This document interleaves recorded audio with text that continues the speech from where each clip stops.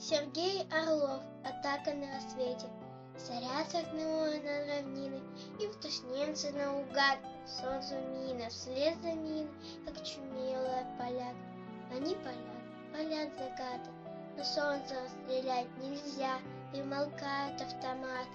Тишина встает грозя, и мы встаем несметной силой, штыками разодвинем тьму. И как бы дорогу бы светило, укладывая в злом дыру.